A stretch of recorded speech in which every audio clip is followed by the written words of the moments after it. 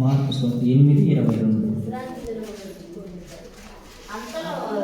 అంతలో వారు బెత్సయిదాకు వచ్చి అప్పుడు అక్కడి వారు ఆయన యొద్దకు ఒక గుడ్డివాణ్ణి తోడుకొని వచ్చి ఆయన ముట్టవాలని ఆయన వేడుకొని ఆయన ఆ గుడ్డివాణ్ణి చేయి పట్టుకొని ఊరి వెలుపలికి తోడుకొని వాని కన్నుల మీద ఉమ్మి వేసి వాని మీద చేతులుంచి నీకేమైనా కనబడుచున్నదా అని వాడిని అడుగు. వాడు కన్నులెత్తి మనుషులు నాకు కనబడుచున్నారు, వారు చెట్ల వలె ఉండి నడుచుచున్నట్లుగా నాకు కనబడుచున్నారని. అంతటా ఆయన మరలా తన చేతులు వాని కన్నుల మీద ఉంచగా వాడు తేరి చూచి కుదర్చబడి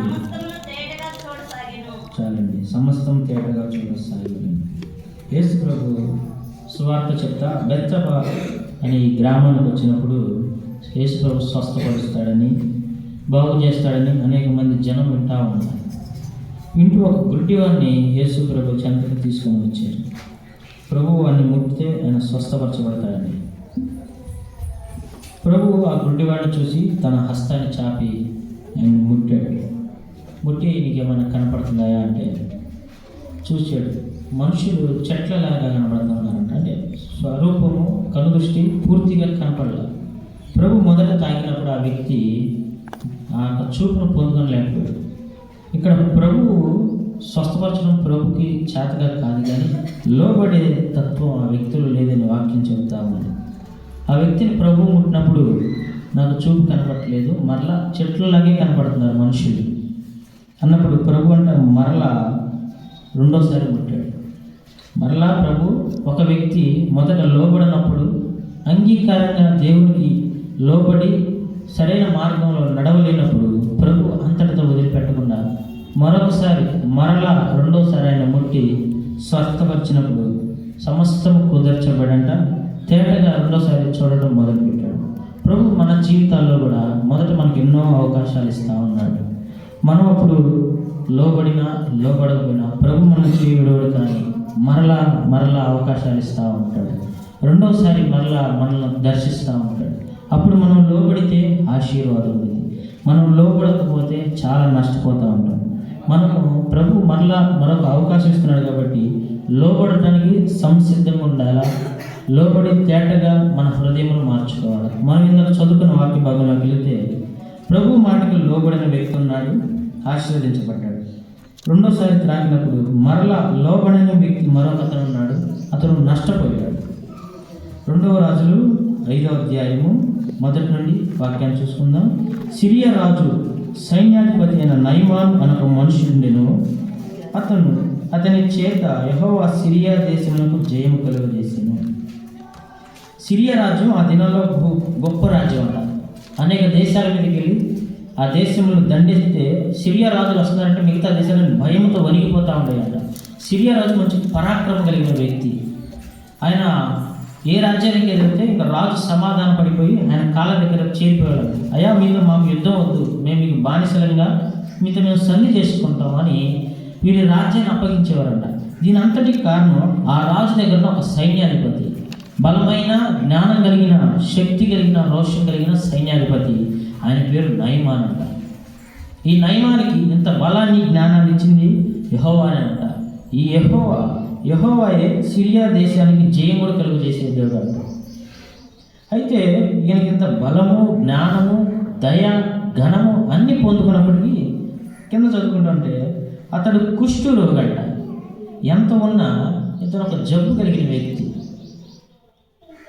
బలమున్న జ్ఞానమున్న పేరు ప్రఖ్యాతులున్న ఒక రోగి నెమ్మది లేని స్థితిలో ఉన్నాడు. ఈయన మనసు కృంగిపోతూ ఉండిద్దేమో. బయటకు యుద్ధాలు చేసినా, ధనాన్ని సంపాదించిన, పేరు ప్రఖ్యాతి సంపాదించిన ఇతను కృంగిపోయే స్థితిలో ఉన్నాడు. ఒక కుష్ఠరోగి. ఈ కుష్ఠరోగి ఇశ్రాయేల్ దేశం దేవుని యొక్క ప్రజల దేశానికి వెళ్ళి ఆ దేశాన్ని జయించి వస్తా ఒక చిన్న పిల్లని తీసుకొని వచ్చారట. ఒక చిన్న పిల్లని తీసుకొచ్చి తన భార్య దగ్గర దాసురాలుగా నియమించాడు.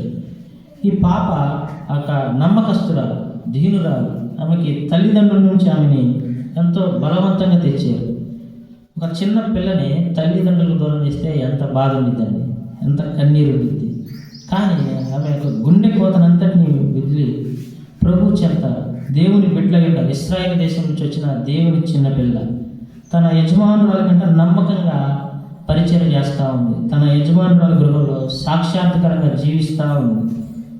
జీవిస్తూ తన యజమానుడిని చూసింది. తన యజమానుని కుష్ఠరోగం కలిగి ఉంటే చూచి తన యజమానురాలికి అంటుంది, అమ్మా నా యజమానుడు ఇశ్రాయేలులో ప్రవక్తున్నాడమ్మా, అక్కడికి వెళ్తే ఖచ్చితంగా స్వస్థపరచబడతాడు అని నేను నమ్ముతున్నాను. ఎందుకంటే ఇశ్రాయేలులో మా దేవుడు గొప్పవాడమ్మా, ఆయన గొప్ప కార్యాలు చేస్తాడు, ఆయనకు అసాధ్యమైనది ఏదీ లేదు, ఆయన శక్తిమంతుడమ్మా. కాబట్టి నేను కోరుకుంటా ఉన్నాను, నా యజమానుడు ఇశ్రాయేలు దేశం ఖచ్చితంగా స్వస్థపరచబడతాడు. కాబట్టి దయవుంచి నా యజమానుడిని ఇశ్రాయేలు దేశం పంపించాలని కోరుతుంది.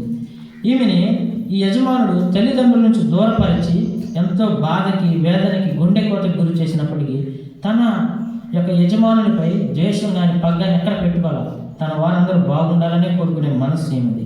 అందుకే తన యజమానులు బాగుపడాలని తాపత్రపడతా ఉంది. ఈ చిన్నపిల్ల మాట వినంట నయమాను రాజు అంటాడు. ఒక చిన్నపిల్ల మాట ఒక సైన్యాధిపతి వింటా ఉన్నాడు. ఎంత లోబడే తత్వం ఈ చిన్న పసికరిది. తన యజమానుని సైతం మార్చే మనసు, ఎంత ప్రేమ కలిగిన మనసు. రాజునందుకు పోయి, అయ్యా నేను ఇశ్రాయేలు దేశం వెళ్తాను, ఆ దేశంలో ఒక స్వస్థపరచబడతాను, నేను అక్కడ దేవుడు గొప్ప దేవుడు అని చిన్నపిల్ల సాక్ష్యం బట్టి ఆ దేశపు రాజు చెంతకి వెళ్ళి మొరపెడతా ఉన్నాడు.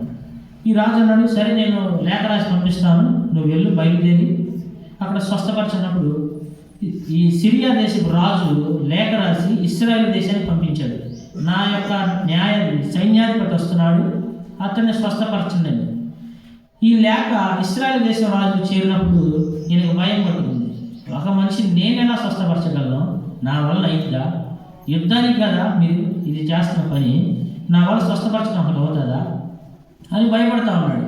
భయపడతా ఉన్నప్పుడు ఈ విషయం దేవుని ప్రవక్త అయిన ఎలీషాకు తెలిసింది. ఎలీషాకు తెలిసి ఎలీషాను, అయ్యా నువ్వు భయపడబాకు, మన దేవుడు శక్తిమంతుడు, ఆయనకు అసాధ్యమైనది ఏది లేదు, ఆయన స్వస్థపరచువాడు. మనం చదువుకుందాం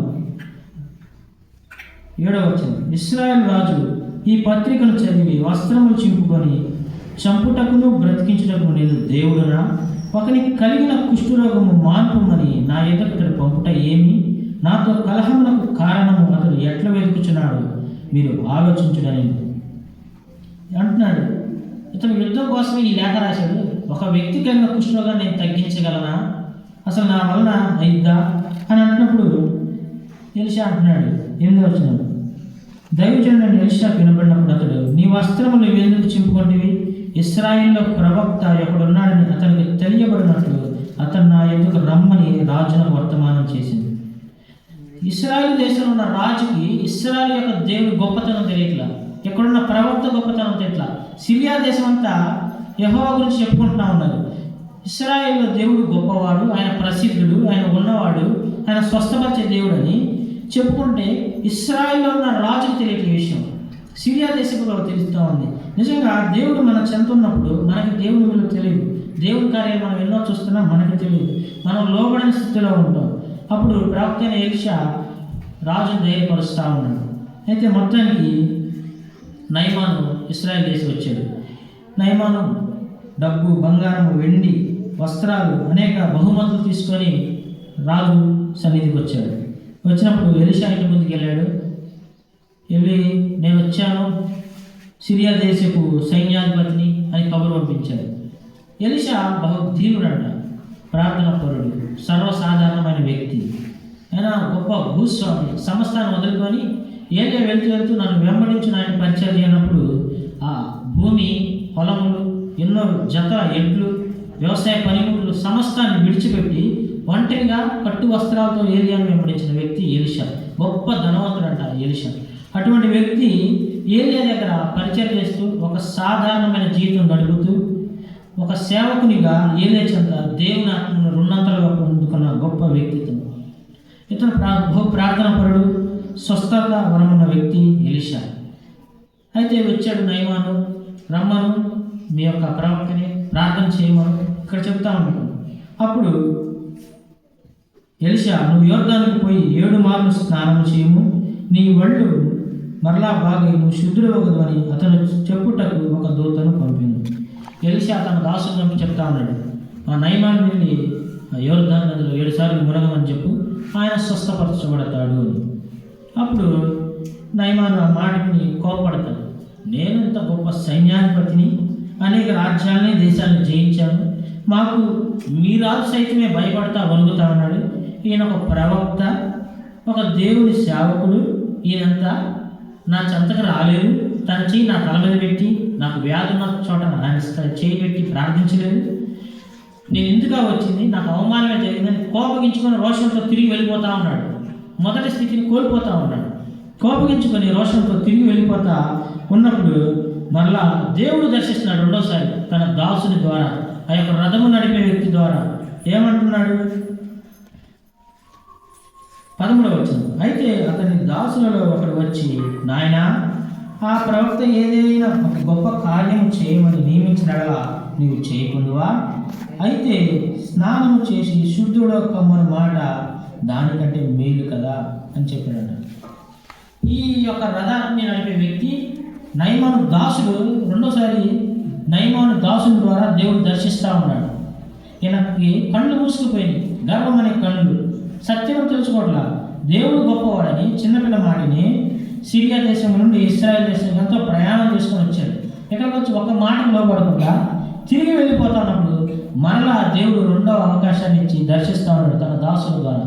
అయ్యా, ఏదైనా గొప్ప బహుమతులు అడిగితే మనం ఇస్తాం కదా, ధనం అడిగితే ఇస్తాం కదా, ఏదైనా పని చేయాలంటే నీకున్న అధికారం బట్టి పని చేస్తాం కదా.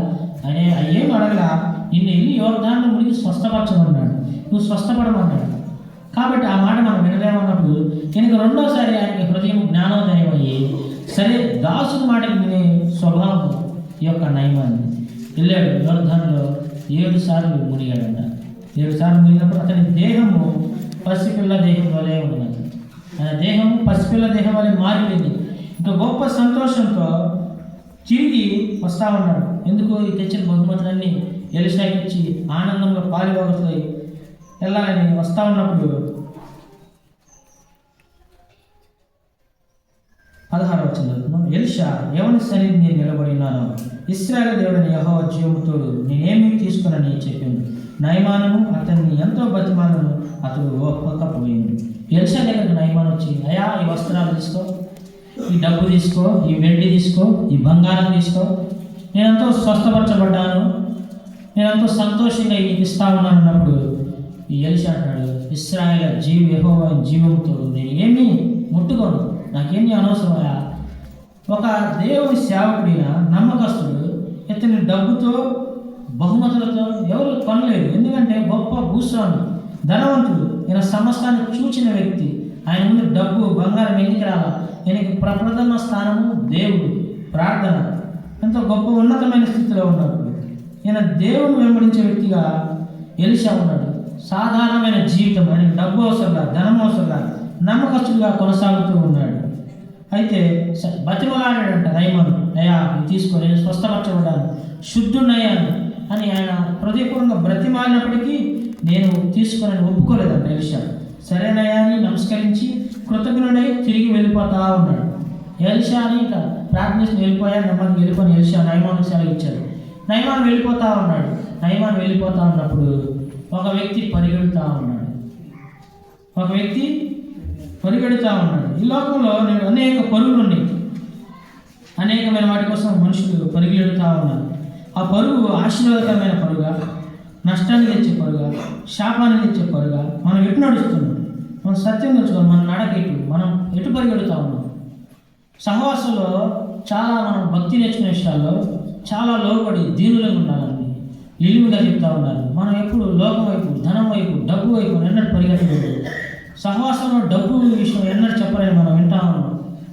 మనం భవిష్యత్తు పిల్లలకు మంచి భవిష్యత్తు ఇవ్వాలని, వారిని డాక్టర్లు చేయాలని, లాయర్లు చేయాలని, గొప్ప ధనవంతులు చేయాలని, విద్యావంతులు చేయాలని మనం పాటుపడుతూ ఉంటాం. కానీ విశ్వాస సంబంధమైన దేవుని గురించి వారికి మనం ఏమి ఇవ్వగలుగుతున్నాం అనే సత్యాన్ని మనం తెలుసుకోవాలా. ఇల్లుగా చెప్తూ ఉన్నారు, మనం బిడ్డలకు డబ్బు ఇస్తాం, గృహాలు ఇస్తాం, స్థలాలు ఇస్తాం, వారికి మంచి విద్యను ఇస్తాం, వారిని డాక్టర్లు చేస్తాం, లాయర్లను చేస్తాం, గొప్ప ప్రణాళికలు కలిగి ఉంటాం. కానీ క్రీస్తు విషయమై వారి హృదయంలో మనం ఏమి ఇస్తున్నాం? వారికి హృదయంలో ప్రభు విషయమైన స్థానం ఇవ్వగలమా? త్యాగపూరితమైన జీవితం ఇవ్వగలమా? తగ్గించుకునే స్వభావం ఇవ్వగలమా? మనం అది నేర్పుకోవాలి మన బిడ్డలకి. లేకపోతే ఒకడు లోకమంతా సంపాదించుకున్నాను ప్రభు తెలుసుకోకపోతే వాడు వ్యర్థుడైపోతాడు. ఈ జీవితము 70 సంవత్సరాలు ఉండే జీవితం, చాలా కొద్ది కాలం ఉండే ఆయుష్ ఇది. మనం ఎలాగో భక్తి చేస్తున్నాం, ఎలాగో ప్రభులో జీవిస్తున్నాం, ఎట్లాగో ప్రార్థన చేస్తున్నాం. చేసే భక్తి నమ్మకస్తులుగా మనం చేయాలి, దీనులుగా చేయాలి, ప్రభువుకు సాక్షులుగా చేయాలి. అప్పుడు మనకు ఆశీర్వాదం.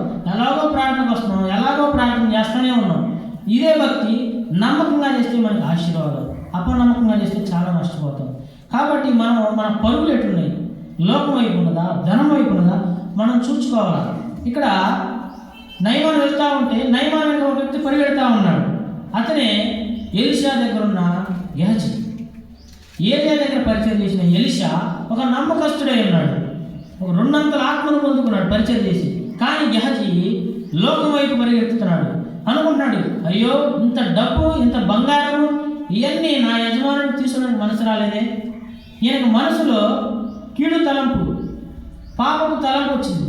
నేను వీటిని సంపాదించుకోవాలా, లోకాన్ని మూట కట్టుకోవాలా, ఈ డబ్బును మూట కట్టుకోవాలా. దేవుడు ఏమంటున్నాడు, నీ పొరుగు అనేది ఏది నువ్వు ఆశించకూడదు అంటున్నాడు. ఈ సంపద అంతా ఎలీషా కోసం తెస్తే ఎలీషా నాకు ఉద్యోగం తృణీకరించాడు. కానీ పొరుగు వారి సంపదని ఆశించే స్థితిలో ఇక్కడ గెహజీ ఉన్నాడు.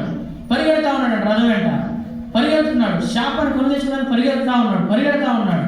చూశాడు నయమాను, రథాన్ని ఆపాడు, ఎవరో వస్తున్నాడని.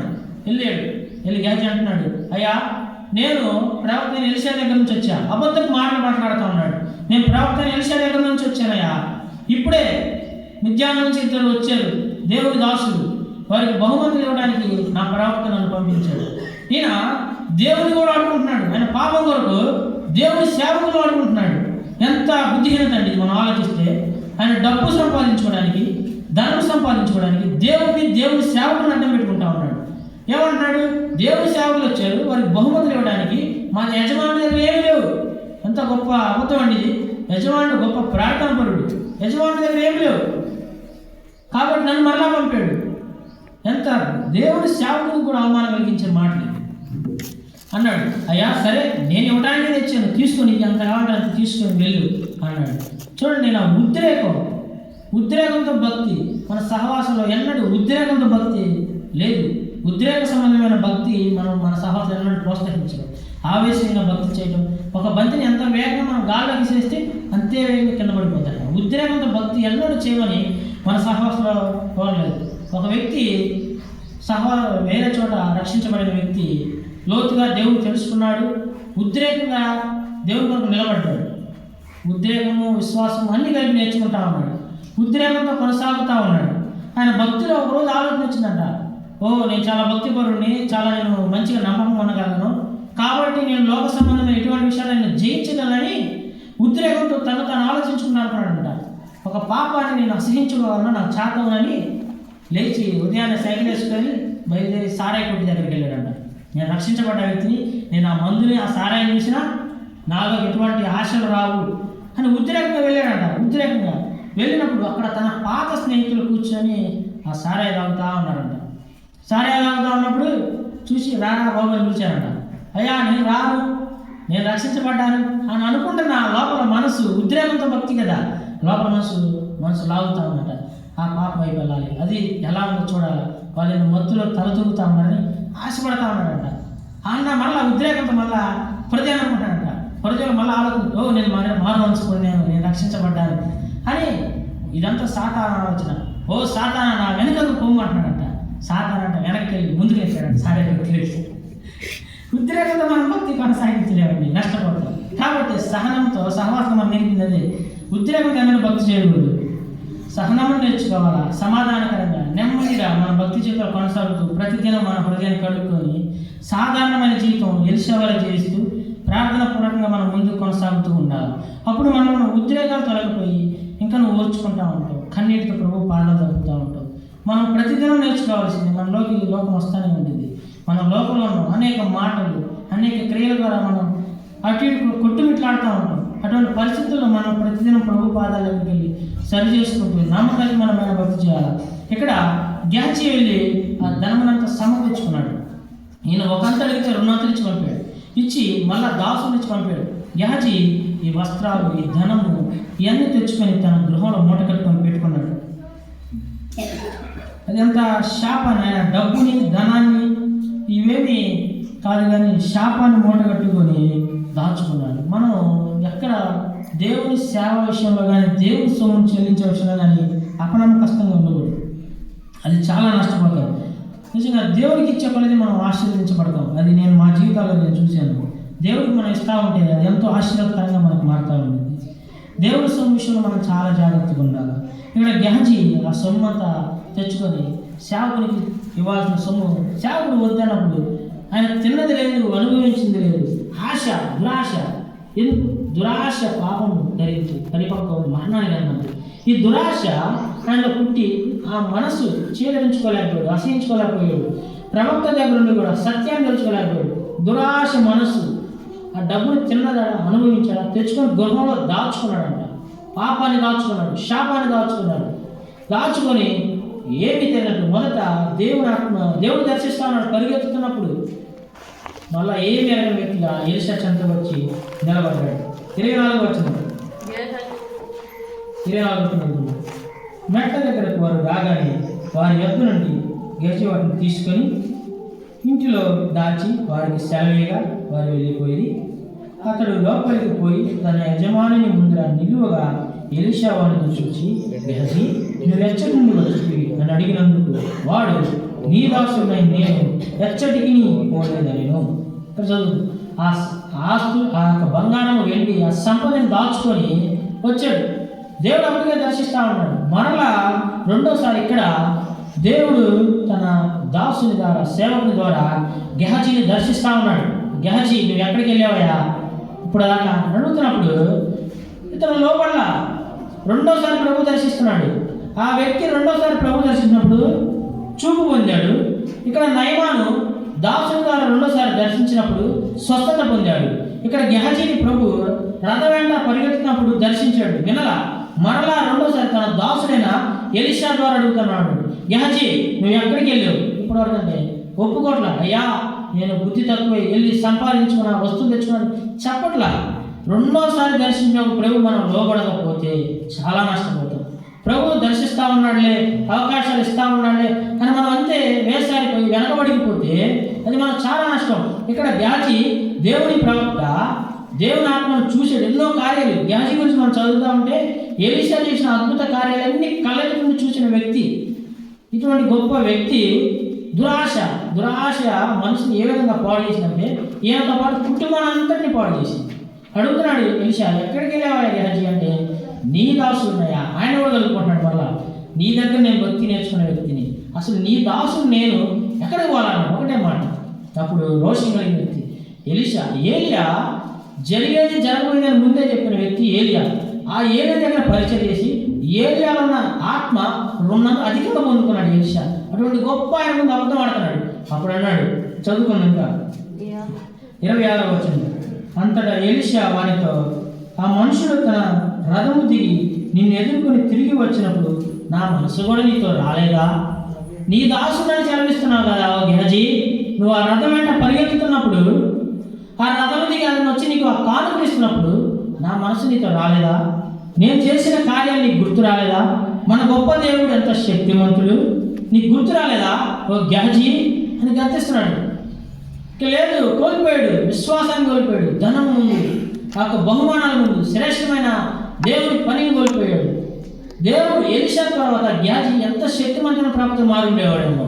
ఆ చిన్న విషయాలు బహుమతులకు లోబడి ఏమంటాడు ఇంకా 27వ వచనం, కాబట్టి నయమాను కలిగిన కుష్టు నీకును నీ సంతతికి సర్వకాలం అంటున్నాడు.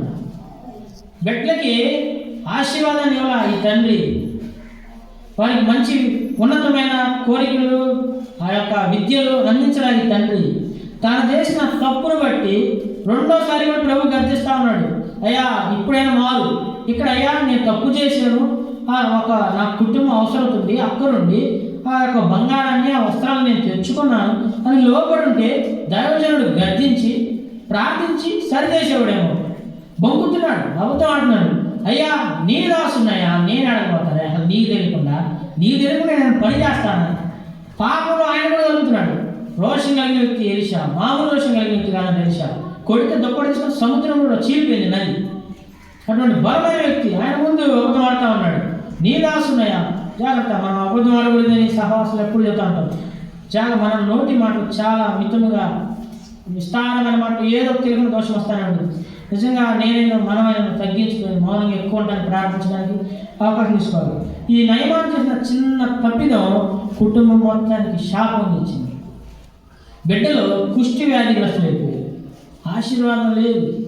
దేవుని ఆశీర్వాదం పొందవలసిన వ్యక్తి ఒక కుష్ఠరోగిగా మారిపోయాడు.